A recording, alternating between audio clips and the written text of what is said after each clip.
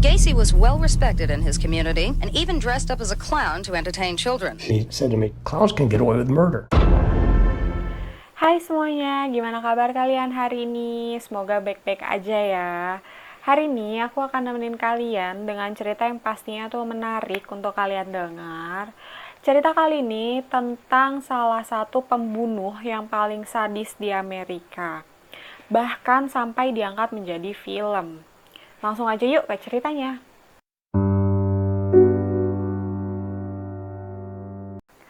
John Wayne Gacy lahir pada 17 Maret 1942 di Chicago, Illinois.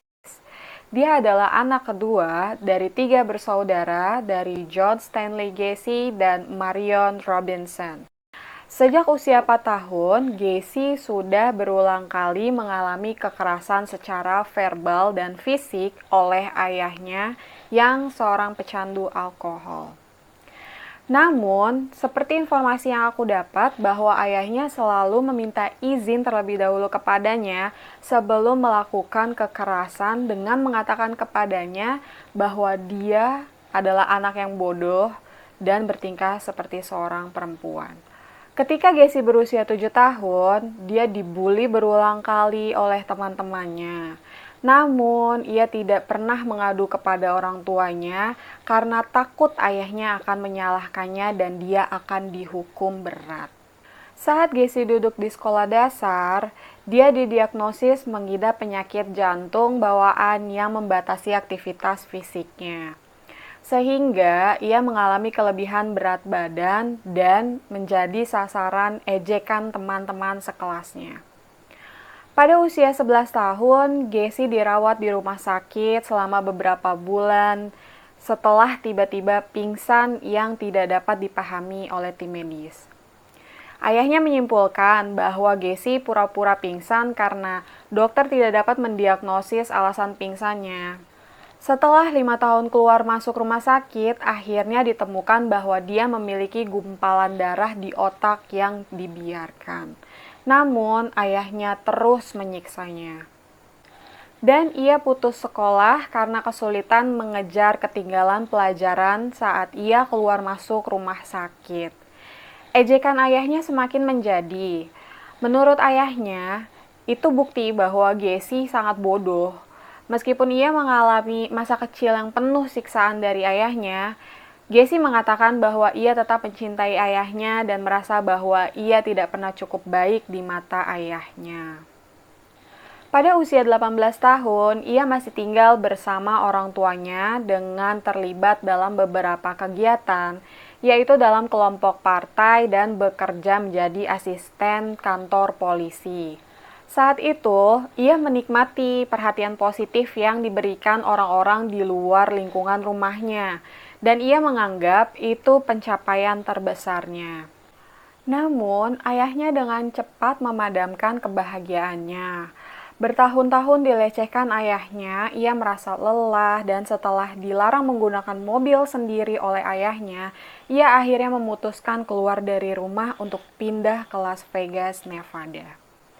Di Las Vegas, Gacy bekerja untuk layanan ambulans, lalu dipindahkan sebagai petugas kamar mayat, di mana ia sering menghabiskan malam sendirian dan tidur di depan ruang pembalsaman.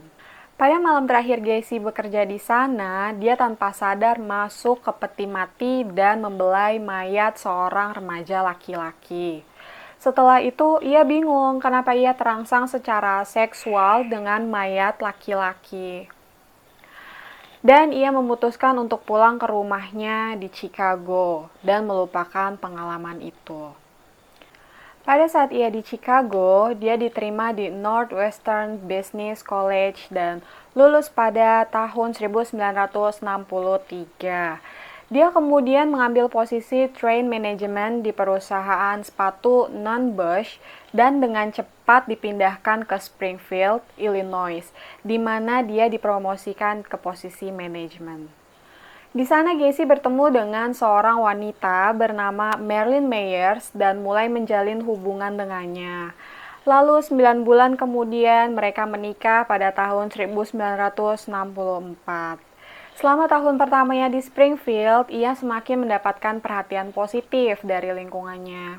Pada tahun 1965, ia diangkat sebagai wakil presiden divisi Springfield JC, dan kemudian pada tahun yang sama ia diakui sebagai JC yang paling menonjol ketiga di negara bagian Illinois.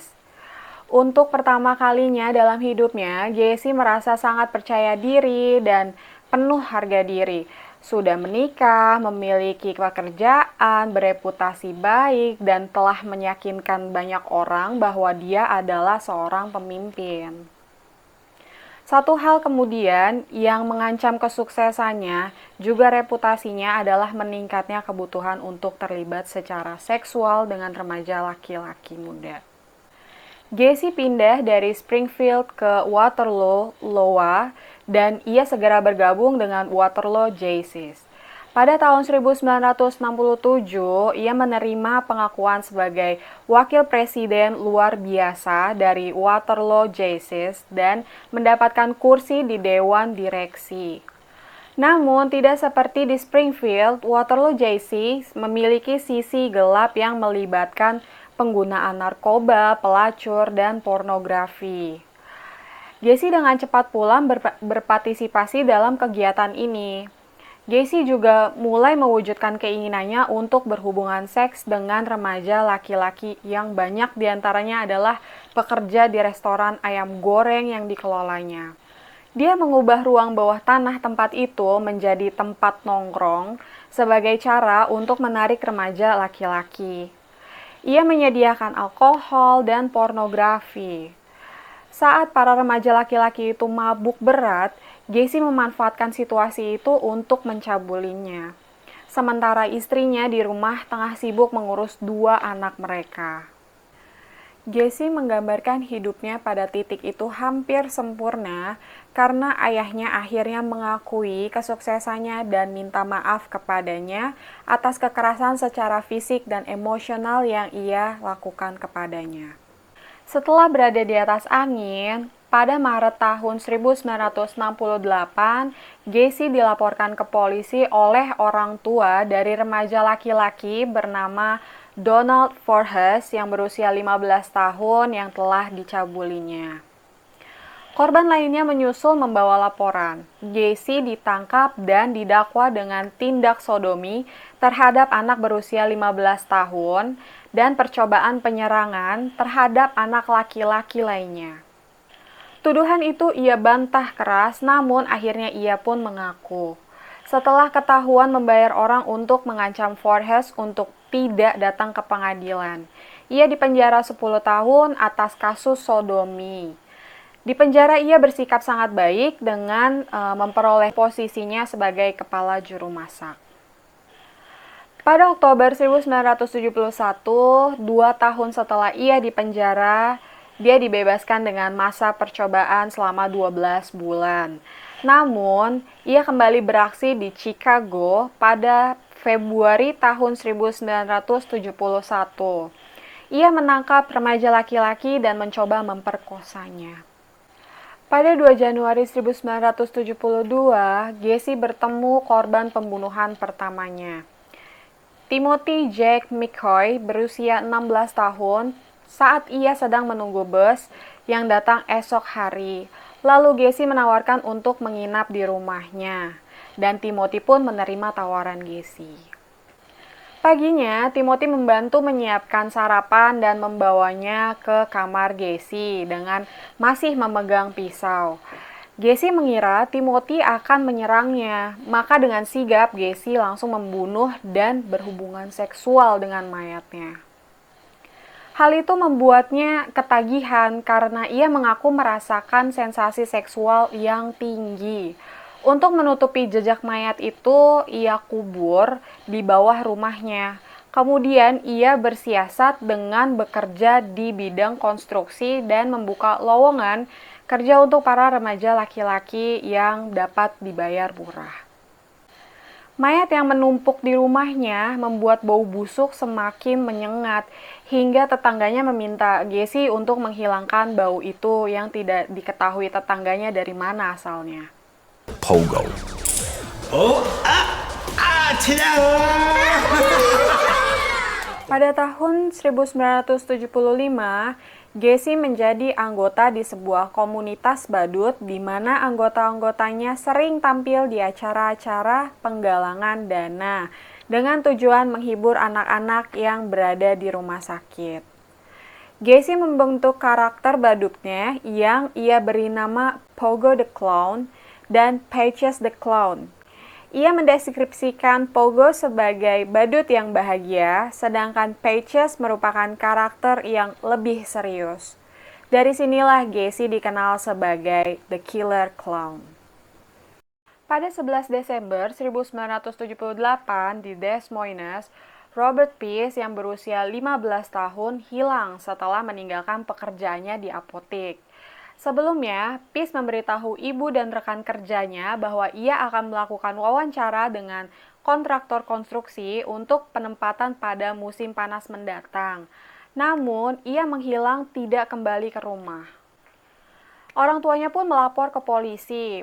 Pemilik apotek mengatakan kepada penyidik bahwa kontraktor tersebut adalah John Gacy. Gacy dihubungi oleh polisi, dia mengaku berada di apotek pada malam bocah itu menghilang, tetapi membantah pernah berbicara dengan remaja itu. Penangkalan Gacy mengundang kecurigaan. Penyidik menjalankan pemeriksaan latar belakang yang mengungkapkan catatan kriminal masa lalu Gacy. Pada 13 Desember 1978, surat perintah untuk menggeledah rumah Gacy pun dikeluarkan. Barang bukti yang dapat dikumpulkan antara lain cincin SMA angkatan 1975 berinisial JAS, borgol, narkoba, SIM, pornografi anak, lencana polisi, senjata api dan amunisi, pisau lipat, sepotong karpet bernoda, sampel rambut dari mobil Gacy, kwitansi toko, serta beberapa item pakaian bergaya remaja dalam ukuran yang tidak sesuai dengan Gacy. Penyelidik juga turun ke ruang bawah tanah, di mana disitulah Gacy menguburkan korban-korbannya. Namun, polisi saat itu tidak mencurigai tempat itu. Bau busuk dari ruang itu dipikir karena masalah limbah. Gacy dalam pengawasan 24 jam sehari. Karena ia tersangka utama, mereka dalam kasus menghilangnya Peace yang tengah diselidiki. Menyadari akan segera ditangkap, pria itu mendatangi rumah teman-temannya untuk mengucapkan selamat tinggal dan mengaku membunuh 30-an orang. Akhirnya Gacy benar-benar ditangkap dan surat penggeledahan kedua dikeluarkan polisi, membuatnya ia semakin tersudut. Tidak memiliki cara lagi untuk memainkan keadaan, ia mengaku telah membunuh Robert Peace dan remaja laki-laki lainnya, yang kemungkinan mencapai 45 korban sejak 1974. Gacy juga menjelaskan bagaimana ia menahan korbannya dengan berpura-pura melakukan trik sulap yang mengharuskan mereka diborgol. Melalui catatan gigi dan radiologi, 27 dari 33 mayat yang ditemukan berhasil diidentifikasi. Dalam upaya untuk mengidentifikasi sisa korban yang tidak diketahui, tes DNA dilakukan dari 2011 hingga 2016. Gacy melakukan berbagai rangkaian tes psikologi dan ia mencoba meyakinkan dokter bahwa ia mengidap kepribadian ganda. Ia diadili pada tanggal 6 Februari 1980 atas pembunuhan 33 pemuda, di mana hanya 27 korban yang dapat diidentifikasi identitasnya. Pengacara pembelanya mencoba membuktikan bahwa Gacy mengidap gangguan jiwa, dan 3 orang psikiater memberikan kesaksian bahwa Gacy mengidap kepribadian ganda. Tetapi para juri tidak setuju. Setelah hanya 2 jam berunding, juri mengembalikan vonis bersalah dan Gacy dijatuhi hukuman mati. John Wayne Gacy dieksekusi dengan suntikan mematikan pada tanggal 9 Mei 1994. Dan kata-kata terakhirnya adalah "Kiss my." Nah, itu dia tadi cerita tentang John Wayne Gacy, si badut pembunuh sadis. Menurut kalian gimana guys? Aku mau tahu dong pendapat kalian. Makasih yang udah nonton video ini sampai habis, dan kalau kalian mau aku bawain cerita menarik lainnya, jangan lupa like, comment, subscribe, juga share video ini ke teman-teman kalian ya. Sampai bertemu di video selanjutnya, dadah!